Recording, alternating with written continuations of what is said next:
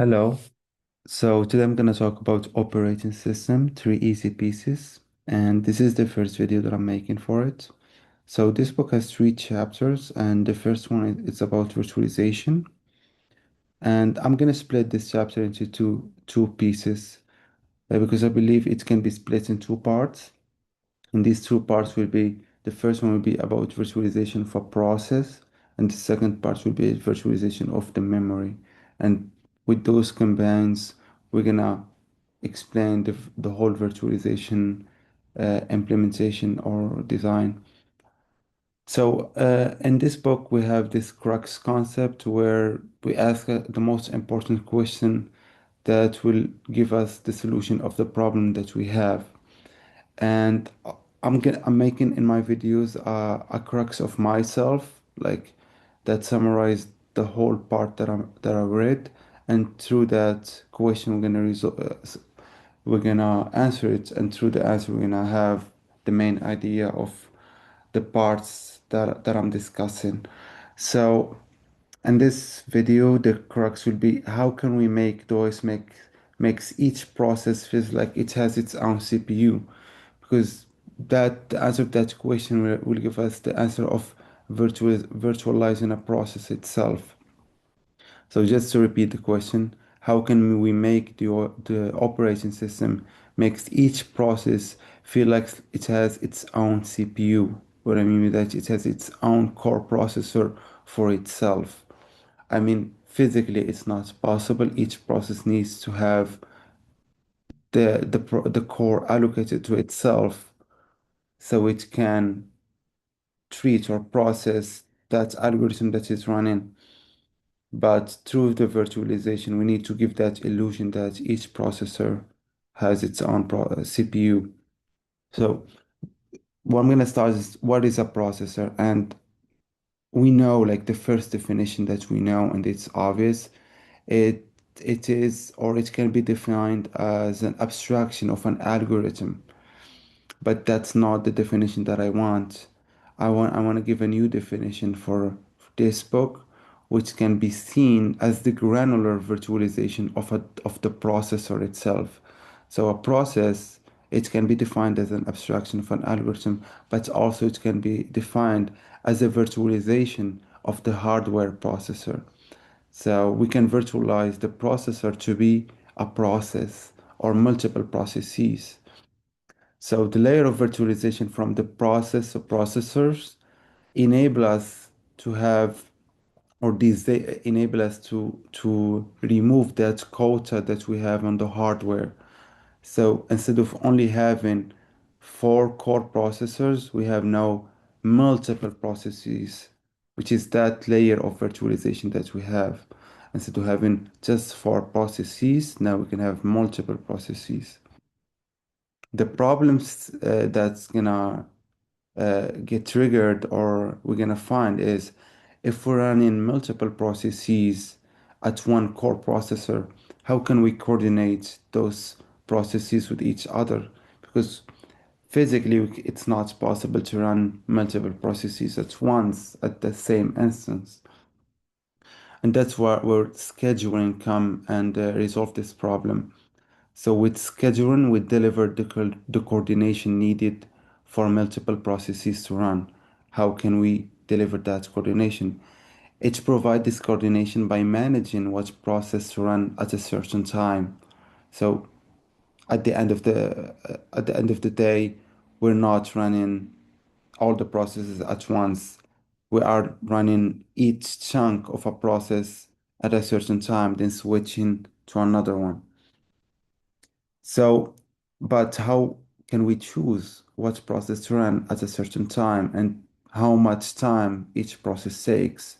So there is a different strategies of these scheduling types, but all of them seek performance. And what I mean by performance here is not, it is the actual performance that we measure, but how can we can calculate it in these scheduling strategies?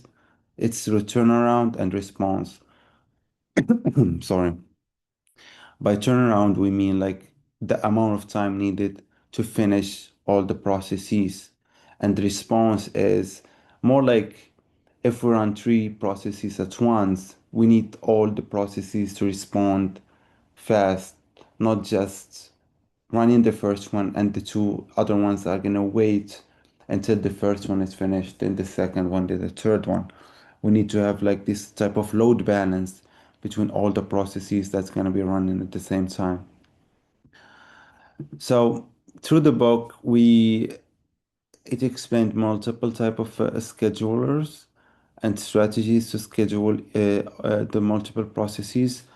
I'm not gonna go them in details. You need to read the book to see the actual technicality behind them. But I'm just gonna give an overview.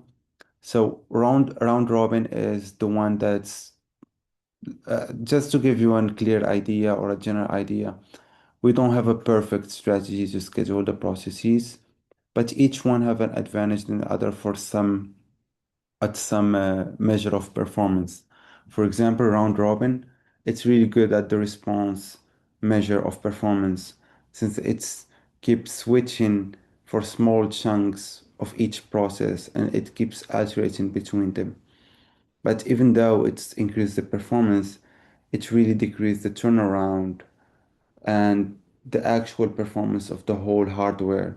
Since if we keep switching on multiple processes, we need to context switch, which means we need to deload the cache and load the cache of the other processor and run it again and keep going like that, which gonna decrease or give a bottleneck of the memory instead of taking advantage of the processor speed.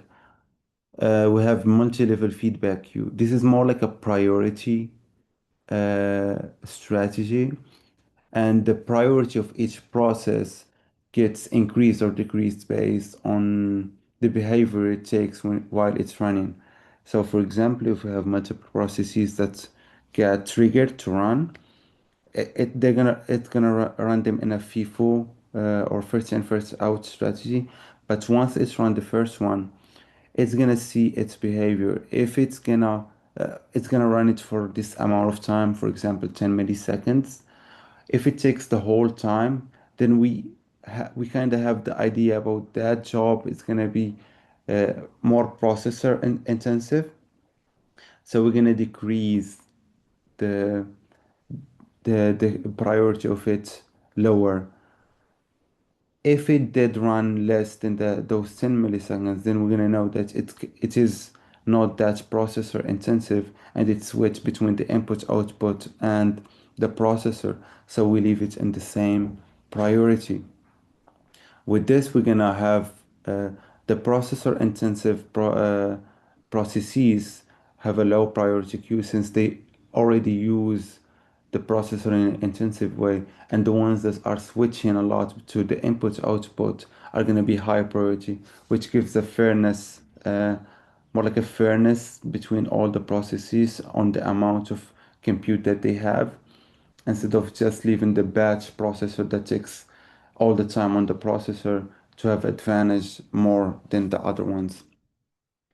But there is some tweaks that people can use that in a malicious way. For example, if someone knows that the 10 milliseconds are the deadline, or not the deadline, but the limit to decrease the priority of a process, it could like use that to their advantage to run it only 9 milliseconds and switch it to an input output just to leave it in the higher priority. There is some solutions that they made that defense or stop this kind of malicious movements. For example, they measure all over time instead of just the first job time and see once it's exceeded a certain amount of time, then it got decreased to a lower priority. We have the shortest job first, where it runs always prioritize the shortest job that exists and leave the long jobs at the end. This also increase the turnaround, but it decreased the load balancer or the response time of the jobs. We have shortest time to completion. This is the most, I would say, fair one through all of them because it makes sure that all the jobs are gonna have the same virtual runtime. The virtual runtime concept is just like some timer that exists and calculates the time of each process and make sure that all of them are balanced out. So even though you are a resource intensive process or not, it doesn't matter, but you're gonna have the same amount of process through all the others. Then do have the lottery system. This basically like a ticketing system where we give each process a number of tickets, and we use the randomness number that's generated and choose based on that random, we choose the process that we need to run. The problem with this lottery system is we need to assign each process with a ticket number. And that assignment is where the complexity comes, and we don't have like a system that can take those decisions. But if we are sure about those ticketing numbers, like we can assign them from the start, then the lottery system is a really good thing, or is it a really good system that you can use for your scheduling. And yeah, that's pretty much it for all the virtualization of a process part. And yeah, thank you for listening.